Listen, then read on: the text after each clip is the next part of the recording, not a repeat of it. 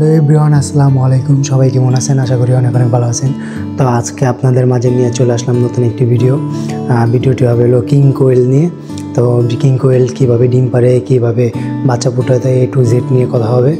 তো যারা যারা লাইক করেন না, লাইক করে দিবেন, আর নতুন নতুন ভিডিও পাওয়ার জন্য চ্যানেলটি সাবস্ক্রাইব করে দিবেন। তো চলেন আর কথা না বাড়িয়ে ভিডিওটি শুরু করা যাক।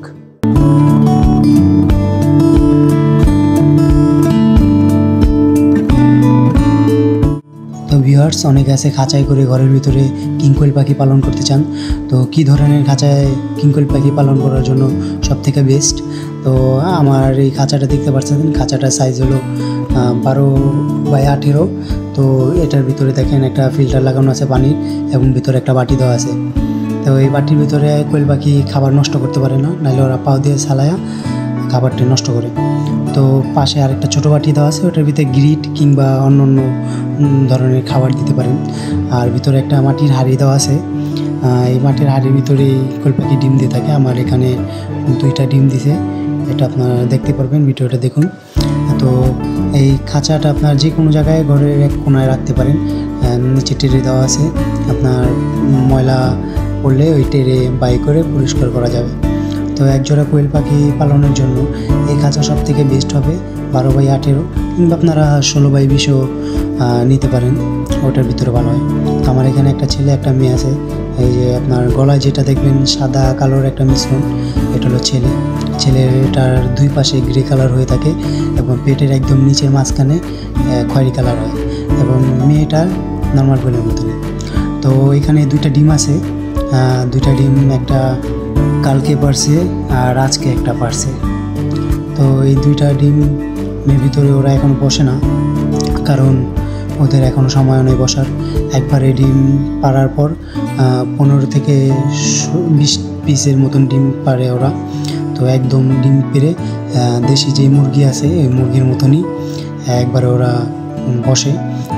যখন শরীরে হিট আসে তখন ডিমের উপরে বসে ওরা তা দিবে। আপনার 18 থেকে 20 দিনের মতন লাগে ডিম ফুটতে। তখন আপনার ছোটো বাচ্চা নিয়ে ওরা নিজেরাই বেরিয়ে আসবে। তো ওদের জন্য আপনার এই খাঁচাটা যদি দেন তাহলে ভালো হয়, কারণ এই খাঁচাটার ভিতরে ওরা সামনে ঘোরাফেরার কিছুটা জায়গা পায়।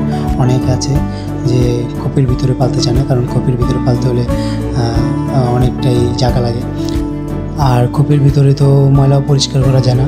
এই খাঁচার ভিতরে নিচে টেরে থাকে, এই টেরেটা বের করে পরিষ্কার করে নিতে পারবেন। আর এই কোয়েল পাখিগুলো অনেক ছোটো থাকে, যে কারণে ময়লা খুব কম করে। আর কোয়েল পাখির যে সাউন্ডটা, এটা একদম ছোটো মুরগির বাচ্চার মতন, বেশি সাউন্ড করে না, একদম সাইলেন্ট থাকতে পছন্দ করে।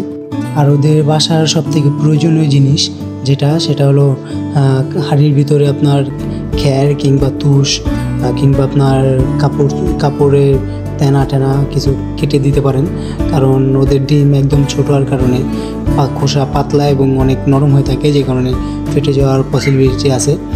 তো এইগুলো যদি দিয়ে দেন, ওরা নিজেরাই গোল করে বাসার মতন করে বানিয়ে নেবে। আর এই কোয়েল পাখি কিন্তু 3টা কালার হয়ে থাকে, যেমন একদম সাদা, অফ হোয়াইট কালার, তারপর কালো কালার। আমার কাছে যেটা দেখতে পারতেছেন এটা হলো কালো কালারটা, এটা হলো ক্লাসিক কালার।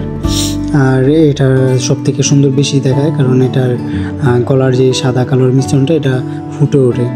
তো আশা করি আপনারা সব কিছু বুঝতে পারছেন কীভাবে লালন পালন করা লাগে এবং কোন খাঁচার ভিতরে সব থেকে বেশি ভালো হয়। তো আজকের ভিডিওটা এই পর্যন্ত শেষ, আর পরবর্তী ভিডিওর জন্য চ্যানেলটা সাবস্ক্রাইব করে পাশে থাকবেন। আল্লাহ হাফেজ।